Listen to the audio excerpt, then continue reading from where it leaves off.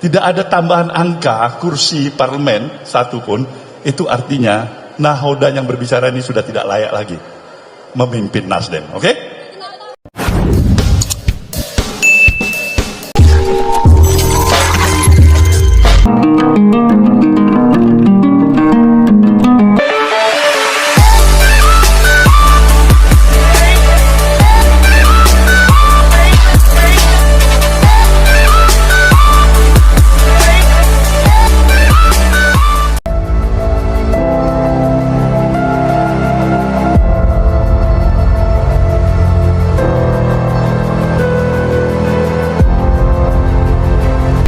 Ketua Umum Partai Nasdem, Surya Paloh, memberikan sinyal kalau dirinya tidak bisa memastikan apakah Anies Baswedan bisa menjadi calon presiden yang akan berlaga dalam Pilpres 2024 yang akan datang. Untuk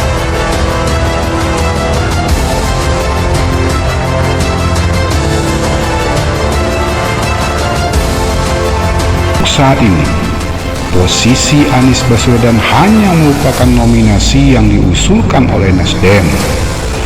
Terkait kepastian apakah bisa Anies menjadi capres atau tidak, Surya Paloh belum bisa menjamin.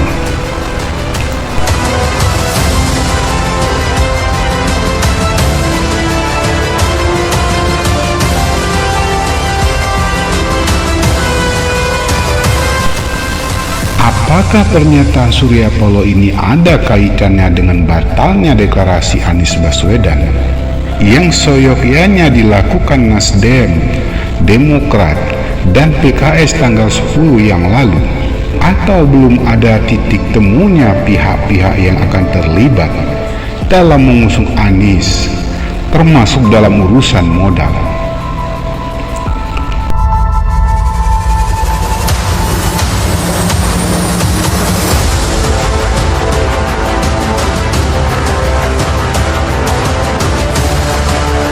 Kemungkinan itu bisa saja, meskipun Surya Paloh berdalih karena untuk menjamin Anies bisa menjadi capres harus membutuhkan teman koalisi.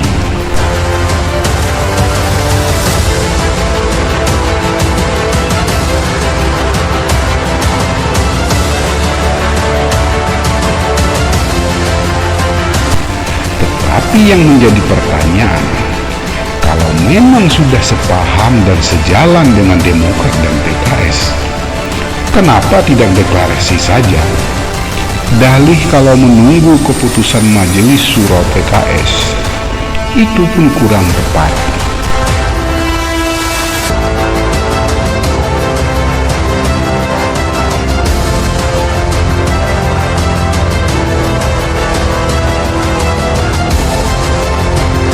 Justru ini mengindikasikan berarti belum ada keputusan final di internal PKS terkait mengusung Anies Baswedan sebagai capres.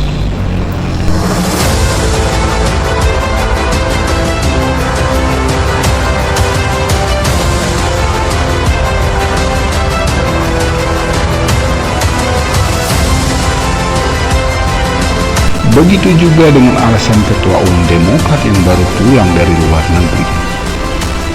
Tetap saja menjadi argumen sulit diyakini publik untuk menghilangkan dugaan bahwa belum adanya kesepakatan final terkait koalisi Nasdem, Demokrat, dan PKS.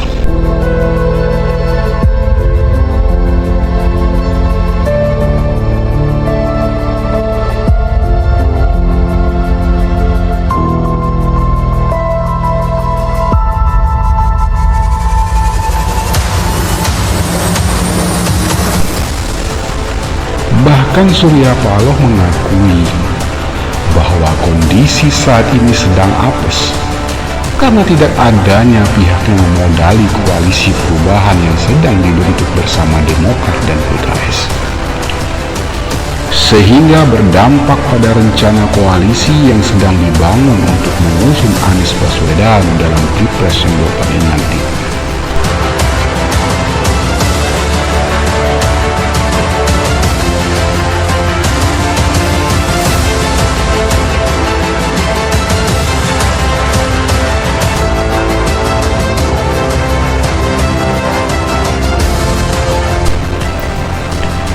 Statement Surya Paloh ini seolah menjelaskan bahwa dalam mengusung dan memenangkan Anies Baswedan dalam Pilpres nanti, pasti akan ada pemodal atau oleh politik.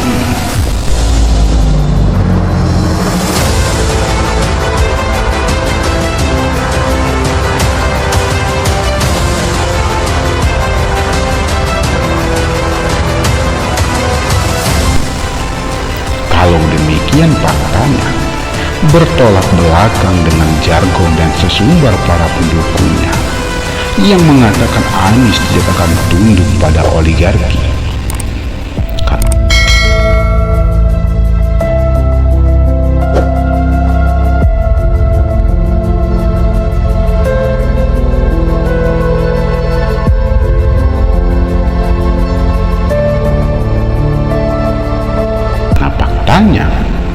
Para oligarki pasti akan meminta feedback atas modal yang mereka beri, dan pasti ada perundingan sebelum itu. Jadi, apa bedanya dengan saat ini?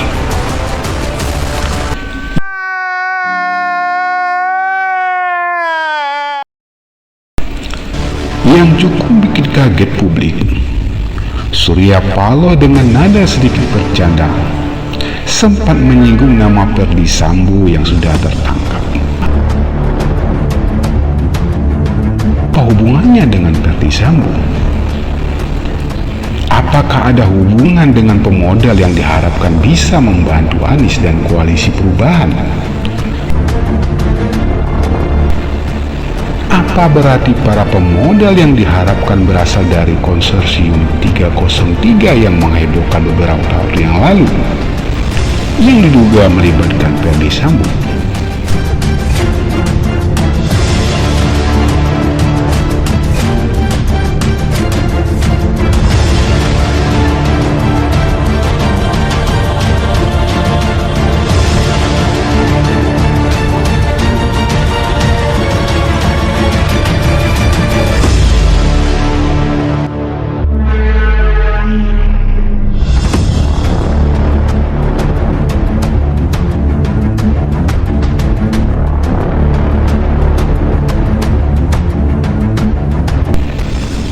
Layak untuk ditelusuri, karena bagaimanapun dalam politik butuh modal besar.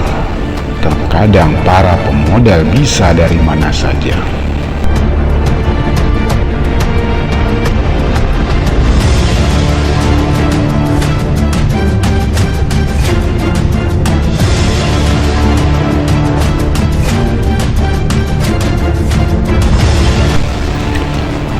Mantan Wakil Presiden Yusuf Kala pun ikut memberikan statement terkait batalnya deklarasi Nasdem Demokrat PKS yang mengusung Anies Baswedan sebagai capres.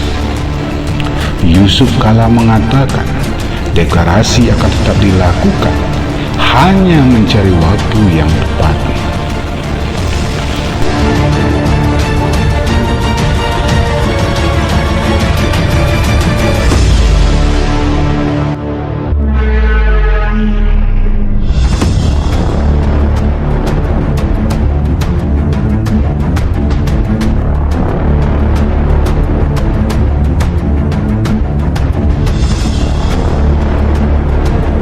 Pertanyaannya, ada hubungan apa Yusuf Kala dengan koalisi yang mengusung Anies Baswedan? Apakah Yusuf Kala bagian dari calon pemodal Anies Baswedan? Atau Yusuf Kala sebagai pihak yang membantu pencari pemodal untuk Anies Baswedan?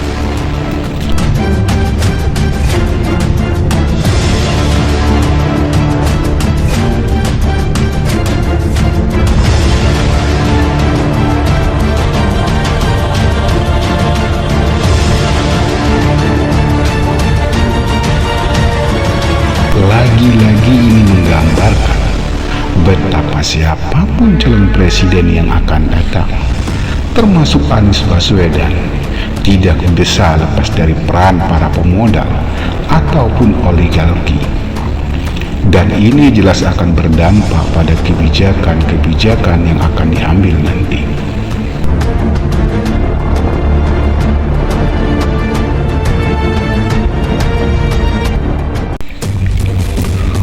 menyebut Nasdem yang ke-11 kemarin seolah menjadi curhatan Surya Paloh, termasuk soal elektabilitas partai Nasdem yang jatuh drastis dalam berbagai survei. Seolah ingin meyakinkan para kader agar tetap semangat. Surya Paloh menyatakan akan mundur sebagai pemimpin Nasdem bila kursi Nasdem tidak bertambah satu pun, apalagi sampai turun tidak lolos parliamentary score.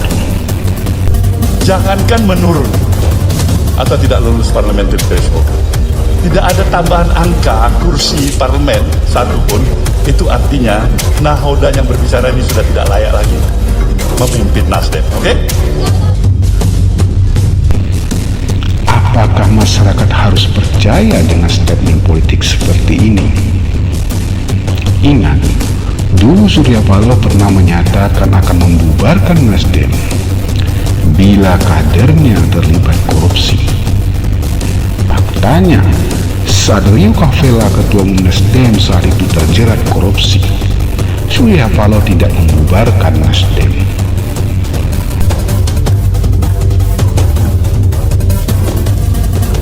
Jadi, janji politisi memang tidak layak untuk dipegang. Partai sekelas PDIP yang katanya partai wong cilik, nyatanya tidak berpihak pada wong cilik.